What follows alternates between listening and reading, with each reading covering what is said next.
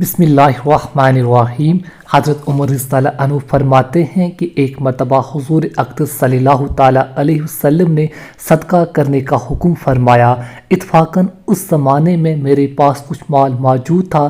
میں نے کہا آج میرے پاس اتفاق سے مال موجود ہے، اگر میں ابوبکر صدیق رضی اللہ عنہ سے کبھی بھی بڑھ سکتا ہوں تو آج بڑھ جاؤں گا۔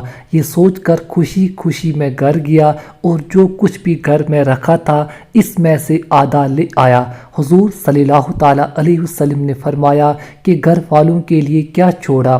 میں نے عرض کیا کہ چھوڑ آیا۔ حضور صلی اللہ تعالیٰ علیہ وسلم نے فرمایا آخر کیا چھوڑا؟ میں نے عرض کیا آدھا چھوڑ آیا۔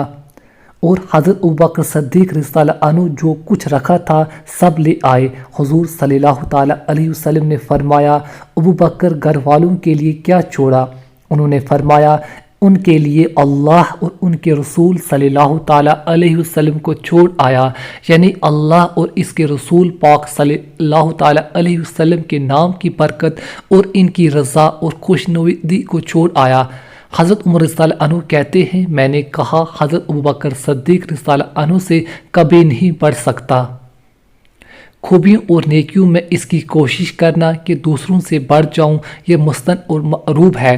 قرآن پاک میں بھی اس کی ترغیب آئی ہے۔ یہ قصہ غزوہ تبوک کا ہے۔ اس وقت میں حضور اکرم صلی اللہ تعالیٰ علیہ وسلم نے چندہ کی خاص طور سے ترغیب فرمائی تھی اور صحابہ کرام رضی اللہ عنہما نے اپنے اپنے حوصلے کے مواقف بلکہ ہمت و وسعت سے زیادہ عنایتیں فرمائیں۔